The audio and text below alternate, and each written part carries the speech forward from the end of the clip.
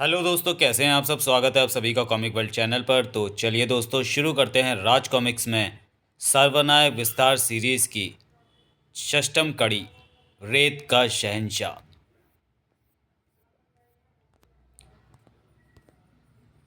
युगम धरित्री यस्य, एक युग एक द्वंद्व, सर्वनायक विस्तार षष्ठम कड़ी। पूर्व सार। मनुष्य अपनी प्रवृत्ति के वशीभूत ही कार्य करता है, प्रवृत्ति जो कि कभी नहीं बदलती। अपनी आपराधिक प्रवृत्ति के वशीभूत होकर काल पहलिया द्वारा आर्कियोलॉजिकल म्यूजियम मुंबई से प्राचीन पांडुलिपि चराने के कार्य का निष्पादन किया गया, जिसे निष्फल करने का डोगा द्वारा असफल प्रयत्न किया गया। वहीं से डोगा को मिस्र की ममियों में उलझाकर काल पहलिया भाग निकलने में कामयाब हुआ। काल पहलिया की तलाश डोगा को ले गई मुर्दाघर से चुराए गए शवों को ममी में परिवर्तित करने के कारखाने में, जहां डोगा का रास्ता रोकने के लिए मौजूद था स्पेंडॉक्स के साथ बाबा खाटू।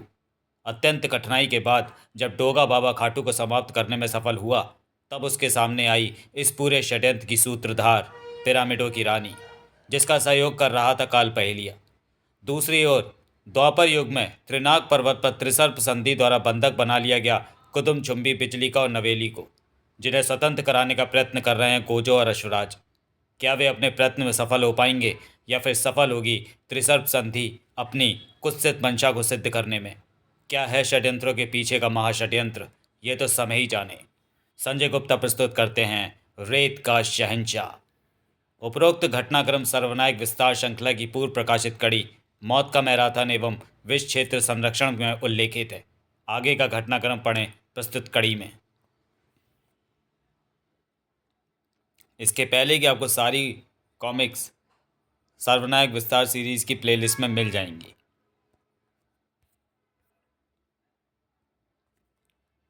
मुंबई की बंद उजाड़ फैक्ट्री में चोरी की गई लाशों को मवी बनाने के कारोबार के पीछे जिसका दिमाग था, वह डोगा के सामने थी।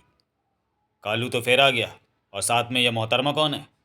देखने से तो किसी कॉमिक कॉन से भागी हुई कॉस्प्लेयर लगती है। तो जाहिल का जाहिल ही रहेगा डोगे। इनसे अदब से पेश आ। यह मिस्र की रानी है, मिस्र के महान फराव तूतन खामिन की धर्मपत्नी रानी आंखें सामन। आंखें सामन मिस्र की रानी, नाम तो अतरंगी है। तूतेन खामन महान होता तो एक मर्द से लड़ने के लिए औरत को भेजता क्या? ये कैसी अभद्र भाषा का इस्तेमाल कर रहा है काल पहलिया? इस बदजुबान बहरूपे का चुनाव किया है तुमने हमारे महान उद्देश्य की पूर्ति हेतु। जाने दीजिए रानी साहिबा, गुस्सा इसी पर थूक दीजिए। गटर की पैदाइश है कमबख्त। आप जैसी हस्तियों से कैसे बात करनी है, इसे इसकी तमीज़ नहीं है। और तुम लोग हराम खोरो, तुम लोगों को क्या यहाँ फैशन परेड के लिए बुलाया है? पकड़ो इस बदजुबान को और रानी साहिबा के तशरीफ में पेश करो। वाह शाबाश कालू, क्या उर्दू दागी है तूने। गालिब की भी टांग तोड़ दी। जो भाषा आती नहीं उसे बोलकर उसकी दुर्गति ना कर, वह खिदमत होती है, तशरीफ नहीं। तू मेरी उर्दू को छोड़ अपनी हालत पर ध्यान दे, क्योंकि ये मम्मी फौज जब तेरी हड्डियां तोड़ेगी तो तू चाहे हिंदी में चिल्ला या उर्दू में, कोई फ़र्क नहीं पड़ेगा। क्या चाल चल रहा है कालू काल पहलिया? थाड़ थाड़। इसकी पहुंच इजिप्ट की रानियों ममियों तक कैसे हो गई? तूतेन खामिन इसका पार्टनर कैसे बना, और इन लोगों ने ममी बनाने की फैक्ट्री क्यों लगाई है? फच। काल पहलिया सांस भी लेता है तो पहेलियों में। इजिप्ट की जादुई शक्तियों के साथ इसकी संधि भी एक पहेली है, जिसका जवाब इसके किसी बहुत बड़े फायदे के रूप में होगा। युद्ध कौशल, बल और शारीरिक सौष्ठव में तो वाकई इस बहरूपिये का कोई सानी नहीं। हालांकि हमारी पहली पसंद नागराज था, परंतु वह पूर्ण मानव नहीं है। हिंसकता और निशंसता में भी बिल्कुल अव्वल है ये। वाकई क्या नायाब वीर पुरुष तलाशा तुमने हमारे लिए काल पहलिया। धच। आपकी खिदमत करना इस नाचीज का धर्म, मेरा मतलब मजहब है रानी साहिबा। भच भच। मगर आप डोगे के साथ करने क्या वाली हैं? संतान प्राप्ति। हमें सर्वोत्तम योग्य पुरुष की तलाश है। सत्व मार्ग पर सत्य मार्ग पर चलने वाला अति बलशाली रौद्र वीर किंतु हिंसक महानायक, जिसके साथ संसर कर हम एक ऐसी संतान को जन्म देंगे जो सभी गुणों में सर्वश्रेष्ठ होगी। महानायक और महाखलनायिका के अद्भुत संगम से जन्मी श्रेष्ठ संतान। खुदा खैर करे, आपके शौहर की सेहत संतान के मामले में कुछ नाजुक है क्या? खामोश मूर्ख बदजात। जादू के शहंशाह के शरीर को ममीफाई हुए हजारों वर्ष बीत चुके हैं। भला मम्मी बने शरीर से संतान उत्पत्ति कैसे होगी? और तू होता कौन है नीच कीड़े, जो महान फराव तूतन खामन की पत्नी पर सवाल उठाए? गुस्ताखी माफ़ हो मल्लिकाए मिस्र। आपको स्नैपचैट या टिंडर ट्राई करना चाहिए था। इस टंडे मतलब डोगा के पीछे क्यों पड़ी हैं? मम्मी के चक्कर में तो घन चक्कर हो गया। मैं इसे कुछ और सोचकर यहाँ लाया था, इसने तो परिवार नियोजन अभियान चला दिया। अब आने वाले समय में उलझी पहेलियों का ऐसा पिटारा खुलने वाला था जो डोगा और कालू जैसे दिग्गजों के दांतों तले पसीना लाने वाला था। तो उससे बाद में इम्तिहान से निपटूंगा, इत्मीनान से निपटूंगा कालू। पहले इस लेडी शक्ति कपूर को समझ लूँ कि म्यूचुअल कंसेंट दोनों तरफ से होना ज़रूरी है। तेरी सहमति की हमें कोई आवश्यकता नहीं वीर पुरुष। तेरी सांसें हमारी हसरतों की मोहताज है, जो तेरे साथ संसर्ग पूर्ण होते ही तेरे जिस्म से जुदा कर दी जाएंगी। होश की दवा करो आंटी। फेमिनिज्म और विमेन एम्पावरमेंट वालों ने सुन लिया तो तुम्हारे नाम के पुतले जलेंगे। लड़कियां और औरतें हर फील्ड में पुरुषों से बराबरी कर रही हैं और तुम यहाँ हज़ारों साल पिछड़ी सोच लेकर चच्चा बच्चा खेल रही हो। बहुत अकड़ है तुझ में। हमें अड़ियल पुरुषों की अकड़ ढीली करना पसंद है। इन अभिमंत्रित पट्टियों पर ममीफाई करने के लिए खास एम्बॉल्मिंग फ्लूड का लेप लगाए, जो तेरे रोम छिद्रों से तेरे जिस्म में समा कर उसे धीरे धीरे जड़ कर देगा। इस दौरान इन पट्टियों का कसाव तेरी मांसपेशियों पर बढ़ता जाएगा और तेरे सारे कस्बल ढीले कर देगा। इन सड़ी पुरानी पट्टियों के दबाव से हड्डियां कड़कती महसूस हो रही हैं। मैं अपनी पूरी ताकत लगाकर भी न तोड़ नहीं पा रहा। संयोग वेदिका तैयार करो और वीर पुरुष को उस पर लिटाओ गुलामों। अरे रानी साहिबा, ऐसे खुल्लम खुल्ला करना अच्छा नहीं है। रुकिए, मैं ओयो रूम बुक किए देता हूँ, वह भी बढ़िया डिस्काउंट पर। अब हमें तेरी कोई आवश्यकता नहीं है धूर्त पहलिए। हमारी मम्मी फैक्ट्री के किसी खाली खाली सरकोफेगस में इसे भी ममीफाई होने के लिए डाल दो। मुंबई की बरसात और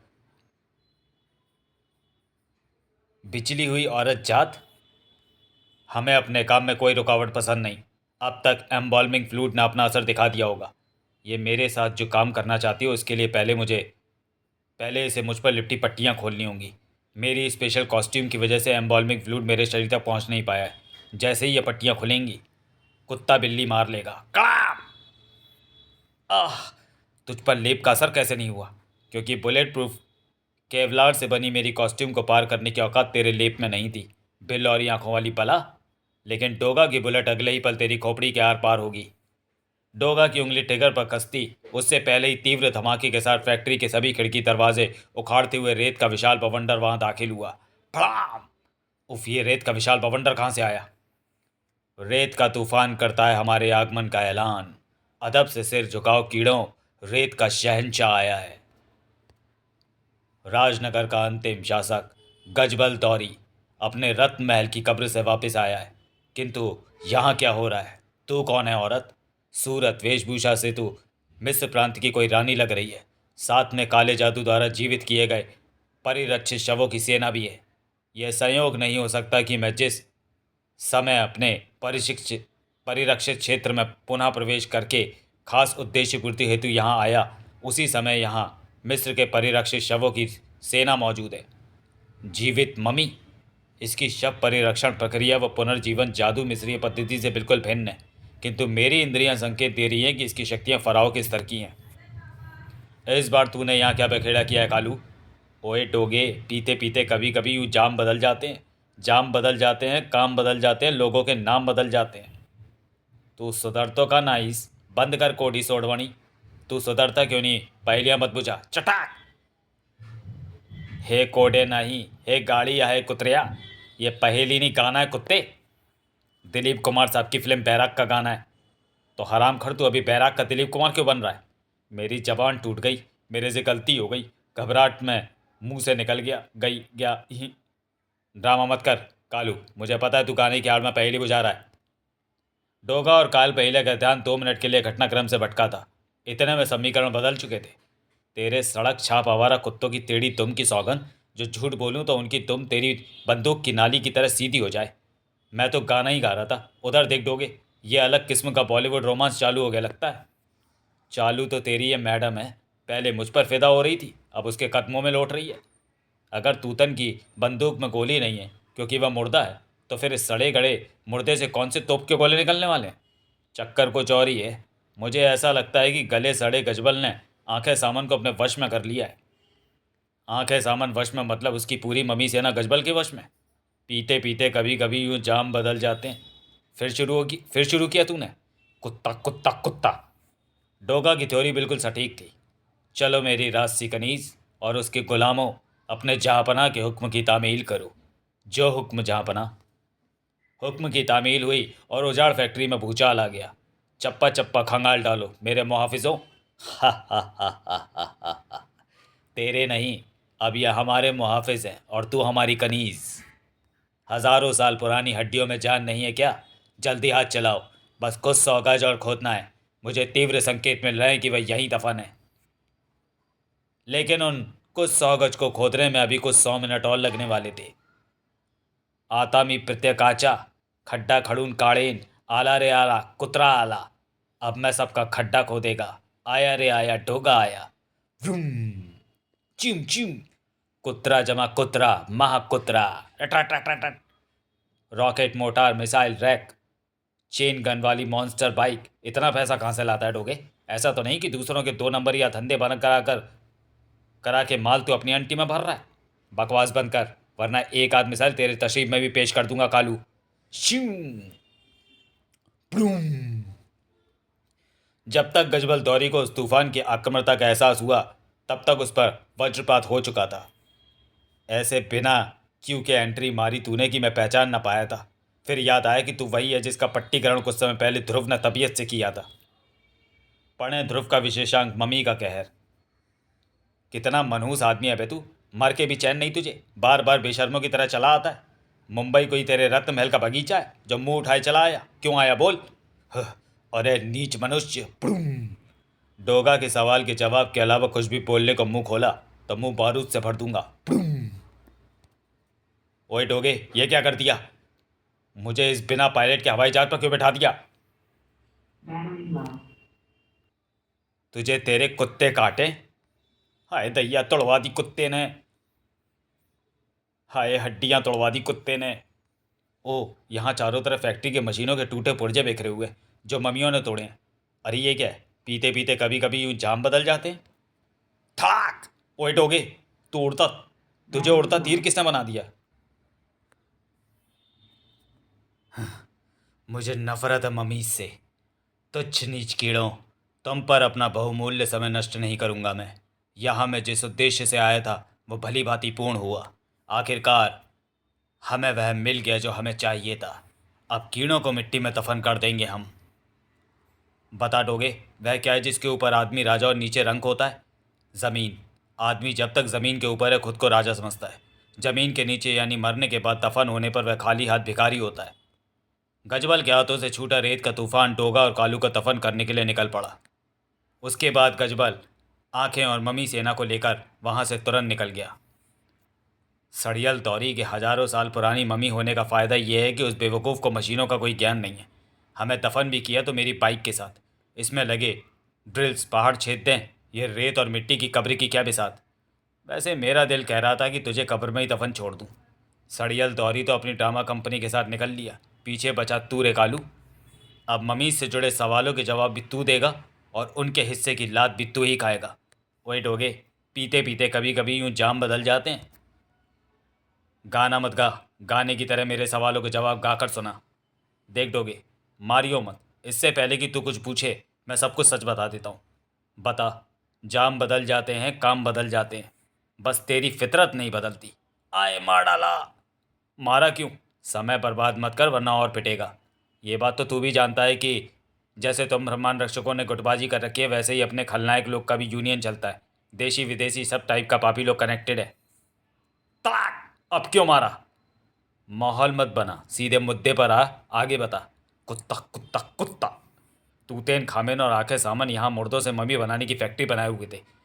जब आंखें सामन ने नागराज के लेवल के महानायक को तशर खिदमत में पेश करने का आदेश दिया तो मैं ये सोचकर उसे तेरे पास ले आया कि वह तुझे भी मम्मी बना देगी और फिर मैं उसको मामू बनाकर तुझे अपने कब्जे में कर लूँगा। फिर तू मेरा पालतू टॉमी द मम्मी होगा। अब क्यों मारा? तेरे ऐसा सोचने के लिए और तुझे बताने के लिए कि टॉमी किसी का पालतू नहीं बनता। तू आगे बता। कुत्ता कुत्ता कुत्ता।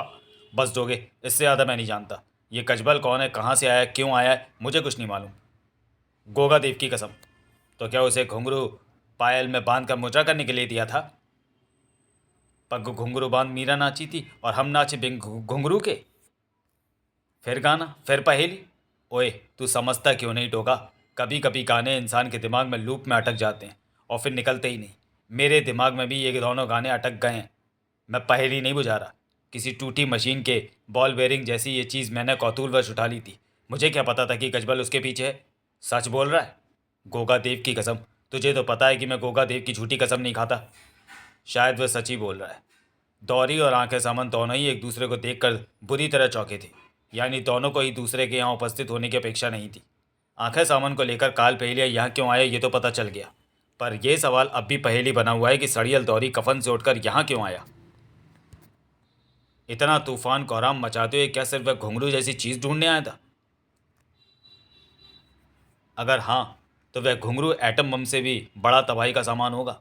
मुझे पूरा यकीन है कि जो खेल यहाँ शुरू हुआ है वह अभी और परवान चढ़ेगा, और इसका सूत्रधार हो ना हो कालू ही। ओ, मौका देखकर निकल गया कमीना, लेकिन अपने पीछे वाहियात से तुकबंदी जुमला छोड़ गया। काल पहलिया को पकड़ना मुश्किल है, ऐसे सागर पर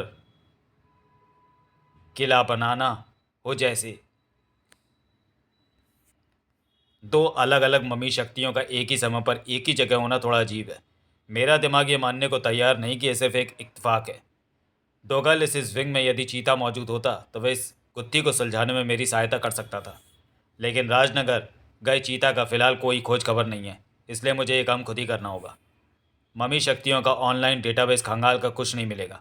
ये काम मैं पहले ही कर चुका हूँ। देखते हैं कि उस जगह के बारे में ऑनलाइन कोई इन्फॉर्मेशन मिलती है या नहीं जहाँ ये भसड़ शुरू हुई। अर्नोल्ड श्वार्ज़नेगर के डोलों की कसम, ये क्या है? त्रिनाक पर्वत, द्वापर युग। गुरु घंटाल शक्ति में हर तिलिस्मी शक्ति की काट बनाने की क्षमता है। समझदारी इसी में है कि बिजली का सहित इन सभी देवियों को स्वतंत्र कर दो। मैं इसके बदले तुम सबको प्राणदान देने का वचन देता हूँ। चेतावनी देने में समय व्यर्थ ना करो मित्र। श्वान की पूंछ एक बार को सीधी हो सकती है, परंतु सर्प की नहीं। ये जन्मजात टेढ़े होते हैं और आजीवन टेढ़े ही रहेंगे। मेरी कंपक दुम का प्रहार तिलिस्मी नहीं है। यह भीषण कंपन तुम्हें किसी और सप्त शक्ति रूप में परिवर्तित नहीं होने देगा, और तुम्हारे गुरु घंटाल रूप के पास इससे बचने का कोई उपाय नहीं। आह! मेरी जिह्वा का स्पर्श किसी भी जीवित या अजीवित वस्तु को मोम की तरह पिघला देता है। देखेंगे तो उस पर क्या असर दिखाती है। बहुत मुश्किल था, मगर आखिरकार हमने इन दोनों पर काबू पा ही लिया। कुतुम छुम्बी और बिजलिका का अपहरण हमने किया ही इसी उद्देश्य से था, ताकि ये दोनों हमारे बिछाए जाल में फंस जाएं। हाँ, मगर जब तक वह नहीं आता अभी सफलता अधूरी है। हमारा उद्देश्य पूर्ण नहीं हो सकता। देवराज शिरोमणि, बहुत दिन स्वर्ग का सुख भोग लिया। अब अपनी देव सेना के साथ स्वर्ग से कूच करो, क्योंकि स्वर्ग पर अकेला असुर राज फूचांग का शासन होगा। पता नहीं तुम असुर किस मिट्टी के बने हो फूचांग। बार बार पराजय मुख दर्शन के बाद भी निर्लजों के समान पुनः स्वर्ग पर आधिपत्य के लिए लौट आते हो। इस बार ऐसा नहीं होगा शिरोमणि। फूचांग अब तक पराजित होता रहा क्योंकि उसे अपने वास्तविक अस्तित्व, अपनी वास्तविक शक्तियों का बोध नहीं था, परंतु अब वस्तु स्थिति बदल चुकी है, तो युद्ध के परिणाम भी बदल जाएंगे। ऐसा अद्भुत अलौकिक बदलाव तो हम भी देखना चाहेंगे फूचांग, जो हम देवों का अस्तित्व मिटाने की क्षमता रखता है, वह भी तब जबकि हमारा ढकमान गन हमारे हाथ में हो। लो फूचांग, तुम्हारी महाशक्ति तो हमारे ढकमान गन के सामने क्षण भर भी नहीं टिक पाई। क्या इसी तुच्छ सी शक्ति के दम पर बदलाव के दिवा स्वप्न संजोए यहाँ आए थे? तेरी और भोकाल जैसे महानायकों की यही तो दुर्बलता है। तुम लोग अपनी महाशक्ति के दम में इतने आत्म मुग्ध हो कि तुम्हें शत्रु की चाल का पता ही नहीं चलता। मेरे नष्टास्त्र ने तुम्हारे ढकमानगन के तेज को अस्थायी रूप से नष्ट कर दिया है। आक्रमण! ताक! सचमुच हमारा ढकमानगन तो निस्तेज हो गया। ऐसी अवस्था में ये दुष्ट जो कह रहा है उसे करने में सक्षम है। हमें शीघ्र कोई उपाय सोचना होगा, अन्यथा देवों का विनाश निश्चित है। अब एक ही उपाय है, उसे एक बार फिर बुलाना ही होगा।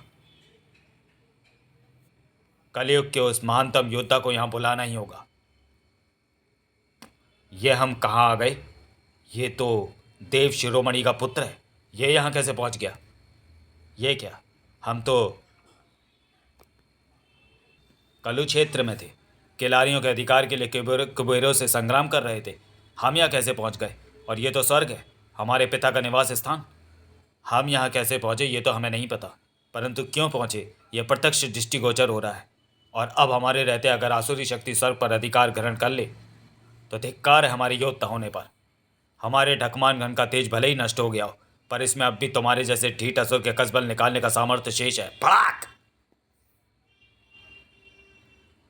छल तूने छल किया है शिरोमणि। इसे छल नहीं, छल का प्रत्युत्तर देना कहते हैं फूचांग। तूने छल से हमारी सबसे बड़ी शक्ति को निस्तेज किया, परंतु ये भूल गया कि इसकी एक प्रतिकृति हमारे पुत्र के पास भी है।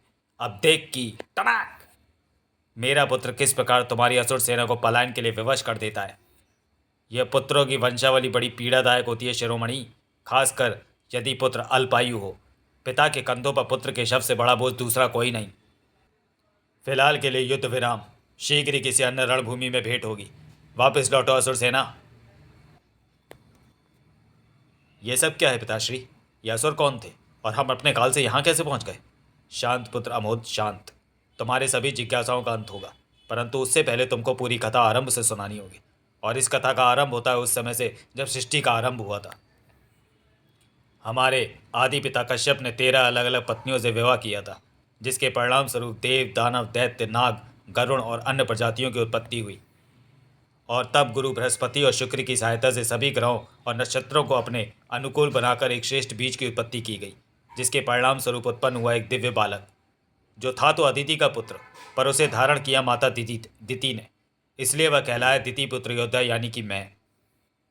देव और दैत्य के बीच की विचारधारा दो ध्रुवों के समान बिल्कुल विपरीत थी।